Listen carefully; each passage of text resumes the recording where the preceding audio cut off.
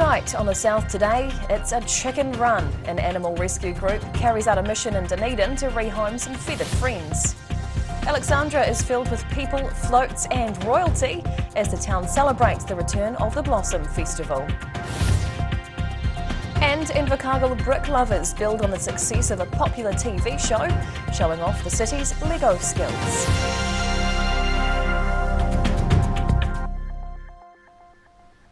Kia ora, good evening, I'm Hannah Wilkins. An animal welfare group spent the holiday weekend saving abandoned chickens and eggs in Dunedin. North Canterbury Chicken Rescue decided to help out their winged southern neighbours with the goal of getting people to listen to their message. Loading up their car chock full of chooks.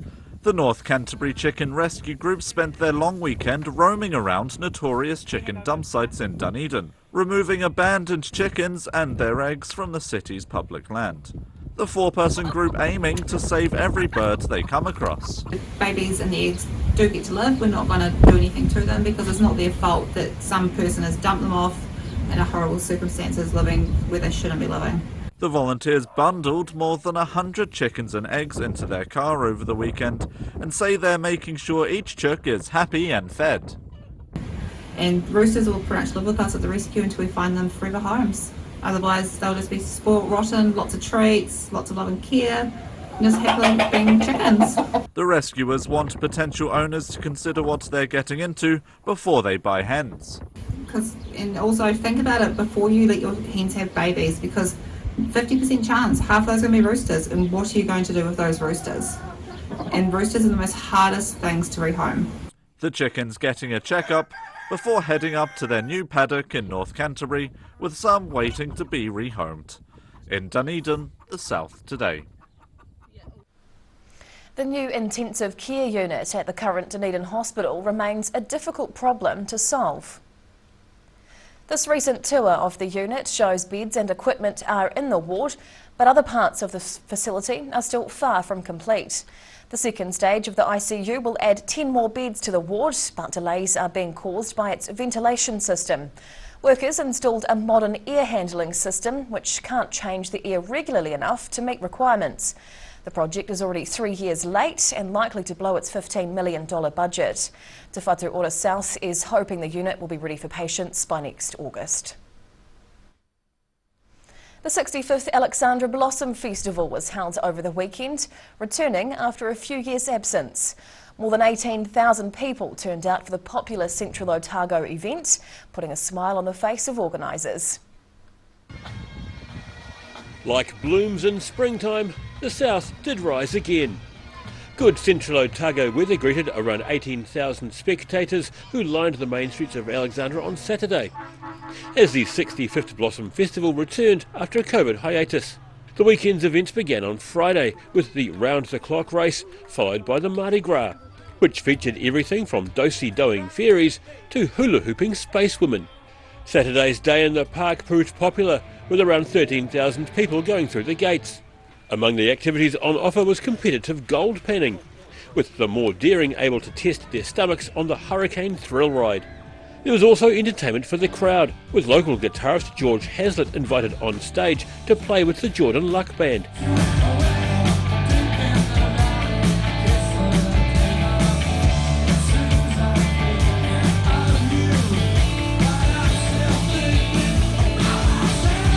Hazlitt describing the show as pretty special. But the Alexandra Blossom Festival wouldn't be what it is without the parade and the naming of the festival queen. The Grand Parade is a competition for float makers, with this year's top prize going to Grands Who Can, for their entry of Clifford, the big red dog. The Grands also featured in the Festival Queen competition, with their representative Julie Anderson coming third to Hannah Tate for the Alexandra Youth Council and Claudia Hammond representing Alexandra Primary School. In Alexandra, the South Today. Voters in Dunedin's local body elections have a number of options as election day approaches. Bright orange special voting bins like these have been set up at some stores and other locations around the city. Votes in the postal election need to be in by midday Friday, October the 7th. If posted in NZ post boxes, allow enough time for the mail to be processed, typically 3 days. The special voting bins will be collected next Friday, the day before voting closes on October the 8th. Voters can still return their completed voting forms or cast special votes at the Civic Centre's Plaza Conference Room up until noon on that final day. Work on Christchurch's controversial multi-use stadium is finally underway. The expensive project was the subject of much debate inside and outside of council as the estimated cost of the covered arena kept rising. Activity on the side of Canterbury's $683 million multi-use arena Te Kaha has begun in earnest. Ground piling is underway on the 6.8 hectare central city site using rammed aggregate piers. The giant stadium project was officially launched this week at a function of invited guests and dignitaries. 3 rigs have already driven thousands of linear metres of piers into the ground, which will support Te Kaha's western stand. When finished, the rigs will then begin ground improvement work for the northern and southern stands, with the process due to be completed by the end of the year. The focus of the building project will then shift to construction of the 30,000 seat arena. Te Kaha is scheduled to open for business in April 2026. In Christchurch, the South today. Fans of the popular building toy Lego flocked to Invercargill's ILT Stadium Southland over the weekend. The region's brick show offered the chance to check out a host of impressive models up close and pick up some tips from 2 of the country's best builders. Lego fans young and old enjoying this year's Southland Brick Show. Among the 200 plus colourful creations were models of spaceships, historic buildings and fantastic scenes, all painstakingly pieced together from Lego bricks. Exhibition organisers are pleased with the response and reckon this year's lineup is their best yet. It's the most exhibitors we've ever had, and from me looking around yesterday, it's the most amazing, talented builds that we've ever had as well. Invercargill's iconic water tower was amongst the popular creations, along with another major attraction, the chance to meet 2 Kiwi Lego legends. Glenn Knight and Jake Roos were recently crowned winners of the Season 1 of the TV show Lego Masters, proudly showing off their plastic trophy. They believe the popularity of Lego will continue to grow thanks to the reality show. We're just really thrilled that everyone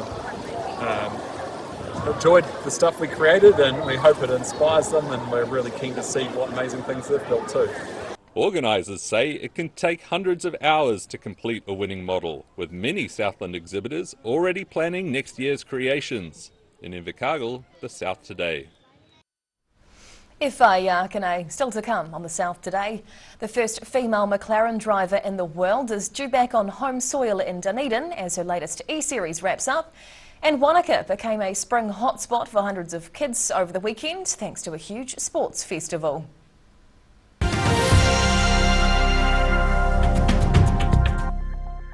Great Britain has a collection of varied landscapes and countryside to rival anywhere else in the world. And the best way to see it is to walk.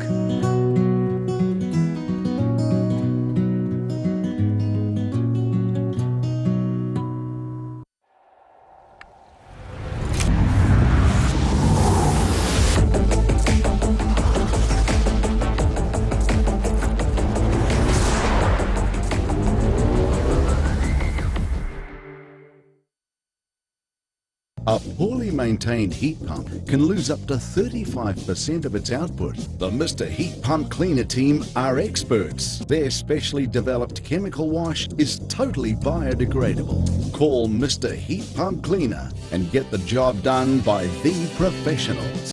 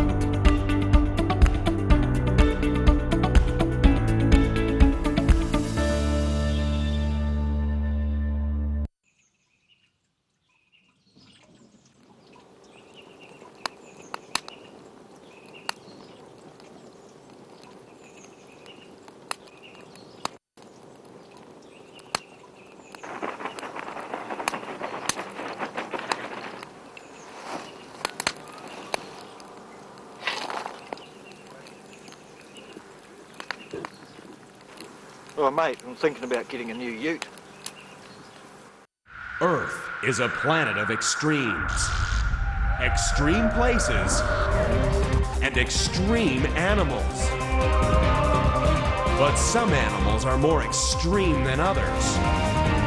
Join us as we count down to find the most unusual, the most extraordinary, the most extreme.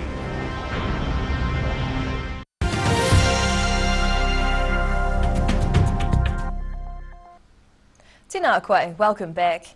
Dunedin-based international motorsport driver Emma Gilmore is heading home after competing in the latest round of the Extreme E Motor Racing Series. Gilmore had her breakthrough win in the Extreme E Electric Rally Series, but frustratingly had it snatched away. Gilmore and co-driver Tanner Fust piloted their new McLaren to victory in a dramatic race in the Chilean desert for the penultimate round of the series. However, the team copped multiple time penalties, dropping them from first place all the way down to 5th position. McLaren now sit 5th in the Extreme E Series, with one round remaining in November. In the meantime, Gilmore is preparing to swap the electric car for her trusty Suzuki Swift to compete in this weekend's Rally NZ. Hundreds of children gathered in Wanaka over the weekend to join in on a day of sporting fun. The Upper Clutha Sports Festival was aimed at giving kids the chance to try out some new activities. Busting a move was just one of the many exercises on offer at the Wanaka Recreation Centre over the long weekend. The Upper Clutha Sports Festival is a chance for clubs to showcase their activities, promoting events to encourage new members to join. The festival brought people from all over the region to check out the wide variety of sports and recreational opportunities available. And it's all just about informing, connecting, educating, bringing the whole community together and just sharing everything that we've got here that's on offer in the sport and rec sector. This was the 7th year of the event, with COVID-19 disrupting plans in recent years. More than 20 clubs were showcasing their offerings, with around 500 people turning out across the day. But it just gets bigger and brighter every year. It's fantastic. The trampoline was one of the popular activities. Many like this young boy walking away from this day having learnt a new skill. In Wanaka, the South Today. And now recapping tonight's top stories on the South Today. A Canterbury animal rescue group has saved more than 100 chickens abandoned around Dunedin's public areas. The Alexandra Blossom Festival draws the crowds as the event returns for its 65th year with royal guests. And Lego builders descend on Invercargill to show what they can create using the colourful small brick toys. And now a look at what's happening in tomorrow's ODT, and we welcome the Associate Editor Joe Simpson. Kia ora, Joe. Kia ora. What can we expect in your paper tomorrow? Unfortunately, the Dunedin Fringe Festival could be cancelled next year after its application for funding from Creative New Zealand was turned down. Oh no, okay. A classic Kiwiana meal could be fried by constant price increases, chip shop operators say. Okay. And shocking photos reveal an Australian court show how a tradie who bagged $22 million fortune on Powerball in New Zealand saw his life spiral into a lifestyle filled with drugs and guns. Oh golly, a bit of everything in tomorrow's paper. Thank you, Joe. Thank you. And time now for a look at the weather. The South Today weather, proudly brought to you by MoleMap, the skin cancer detection specialists. Looking at the situation, warm across the region tomorrow as northerly airflow develops, but colder by Thursday as the winds switch to the southwest and some rain arrives. Heading to the top of the South Island. Cloudy with northerlies and 18 up in Nelson tomorrow. Wet and windy in Greymouth with a high of 16, and Christchurch prepares for an absolute perler. High cloud, northerlies rather, and 21 degrees. Travelling to South Canterbury and North Otago now. And the breaking into the 20s continues. Cloudy and northerlies right the way through here. Numbers-wise, expect 21 in Ashburton, 20 in Timaru, and keeping with the consecutives, 19 degrees for Oamaru. Westwards now to the Central Lakes. More warm weather as we make our way through here. Showers and northerlies with 18 for Wanaka and Queenstown, with Alexandra hitting the 20-degree mark. Tomorrow with some high cloud. Heading further south, the northerlies will pick up a bit through here with cloud increasing and warm temperatures.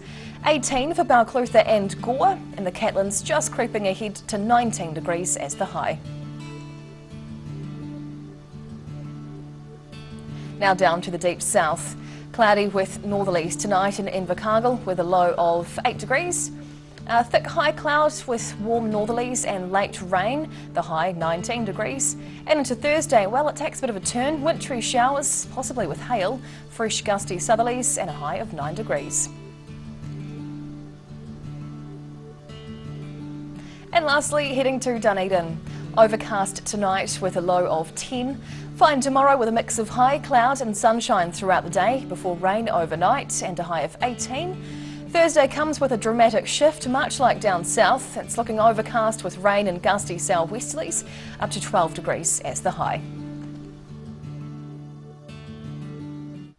And that's the news this Tuesday. For the latest news and videos from the southern region, head online to odt.co.nz. And you can follow Channel 39 on YouTube to catch our news bulletins on demand. We'll see you again tomorrow. Ka kite a popo.